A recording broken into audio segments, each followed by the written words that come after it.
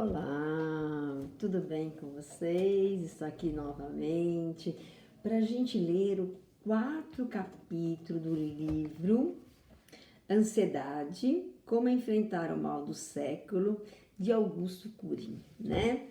Então vamos ler nessa situação. Pare, observe-se, enxergue-se. As estatísticas nos denunciam. Para muitos, incluindo médicos, advogados, jornalistas, policiais, professores e funcionários de empresa, a mente é um verdadeiro depósito de pensamentos perturbadores. Pesquisas revelam que 80% dos jovens do mundo apresentam sintomas de timidez e insegurança. Se considerarmos a síndrome do pensamento acelerado como um transtorno de ansiedade, será difícil encontrar alguém que tenha saúde psíquica plena. A humanidade tomou o caminho errado. Estamos doentes rápido e coletivamente. As pessoas têm SPA, são frágeis. De modo algum, são elas desinteligentes, em hipótese alguma. Elas têm habilidade como qualquer Homo sapiens, mas lhe falta a capacidade de proteger sua emoção e gerenciar seus pensamentos. E quem tem depressão e outro transtorno é frágil? Não, sem dúvida. Os fatores metabólicos, como o déficit da serotonina, podem estar na gênese de muitas doenças depressivas.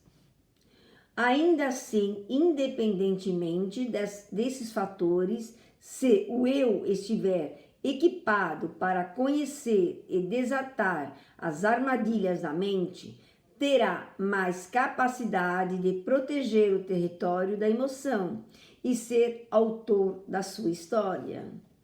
Esse livro não substitui a psiquiatria ou a psicologia clínicas, mas as complementa por ser um programa de psicologia socioeducacional de desenvolvimento das habilidades psíquicas, SPA, ou hiperatividade.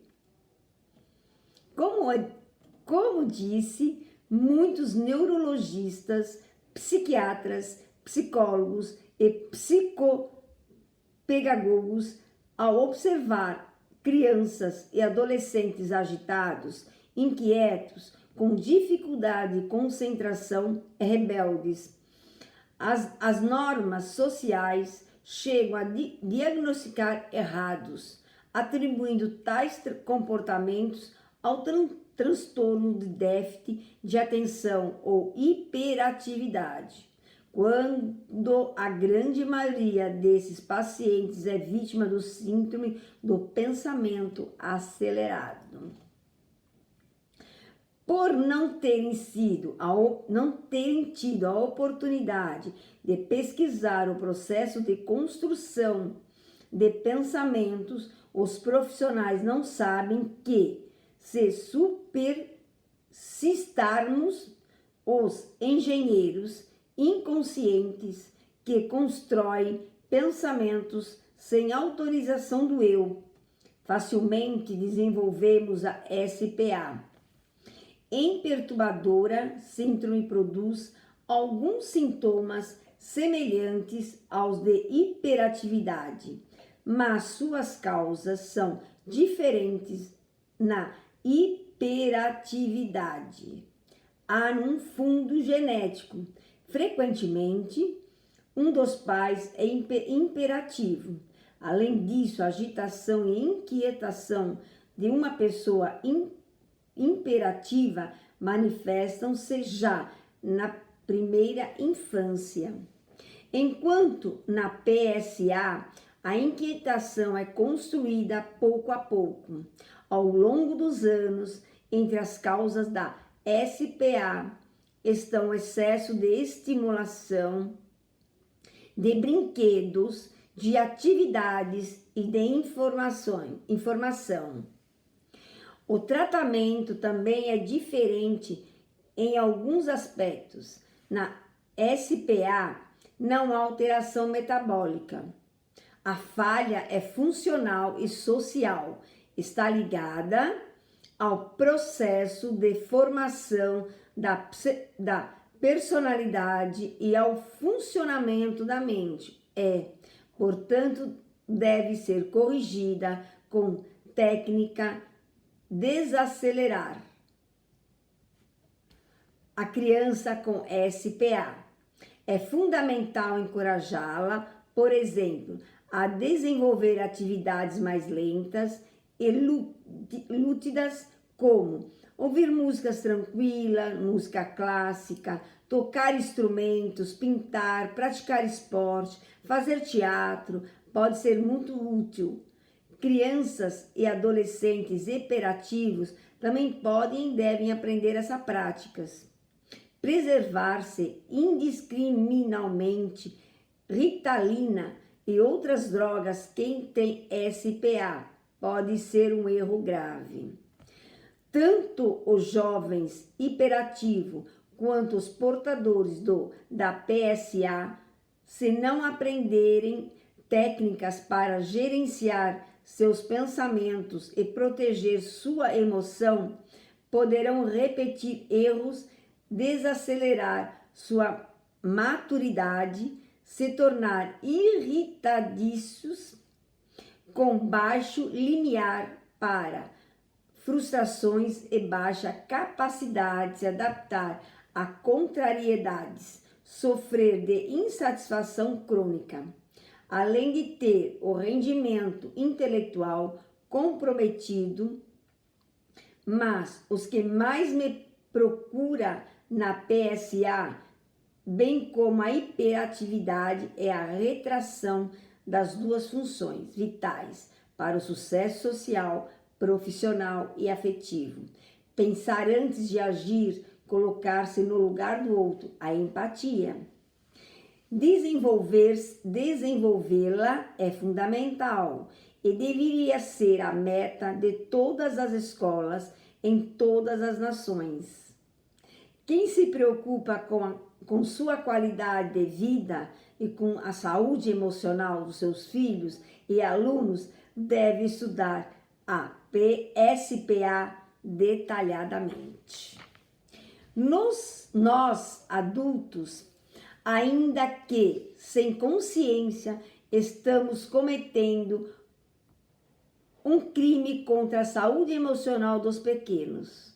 Públicos, meus livros em mais de 60 países, não em busca da fama, que é efêmera, é superficial, mas para alertar a comunidade científica e a população em geral de que nessa sociedade fast food, onde tudo é rápido e pronto, alteramos perigosamente o ritmo de construção de pensamentos. Como anda seu ritmo? A PSA dificulta o processo da elaboração das informações como conhecimento, do conhecimento como experiência e da experiência como função complexa da inteligência. Ou seja, pensar nas consequências, expor e não impor as ideias, colocar-se no lugar dos outros, proteger a emoção e, principalmente, gerenciar pensamentos. Alguns jovens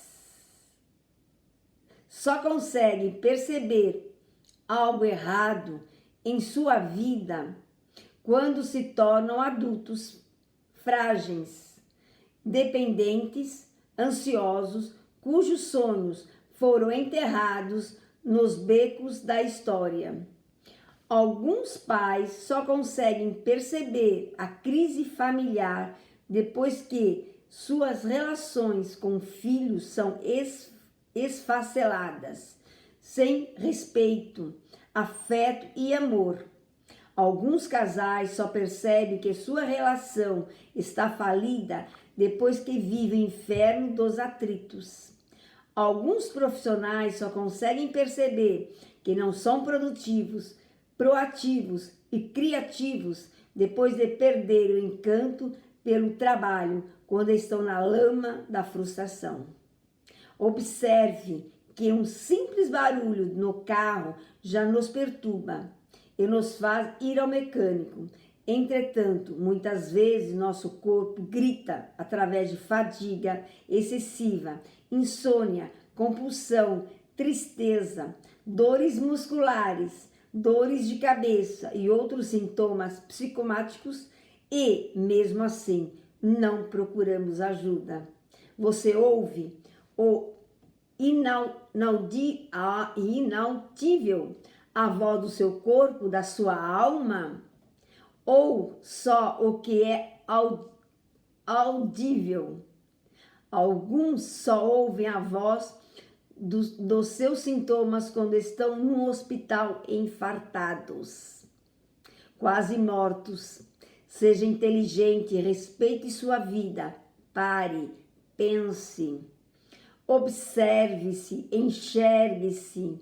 Nenhum psiquiatra ou psicólogo pode fazer isso por você. A vida é bela e breve, como os orvalhos. Vivemos a vida como se ela fosse interminável, mas entre a meninice e a velhice há um pequeno intervalo de tempo. Olhe para a sua história. Não pare de que você dormiu e acordou com essa idade. Pare as pessoas superficiais, a rapidez da vida e simula a viver destrutivamente, sem pensar nas consequências dos seus comportamentos. Para os sábios, a brevidade da vida convida-os a valorizá-la como um diamante inestimável valor. Ser sábio não significa ser perfeito, não falhar, não chorar e não ter momentos de fragilidade.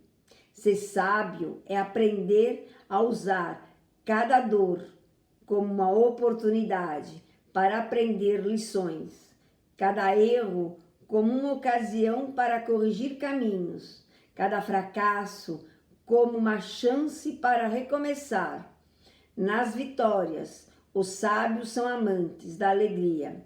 Nas derrotas, são amigos da interiorização. Você é sábio? Viaja para dentro de si mesmo? A grande maioria de nós provavelmente conhece no máximo a antessala da própria personalidade.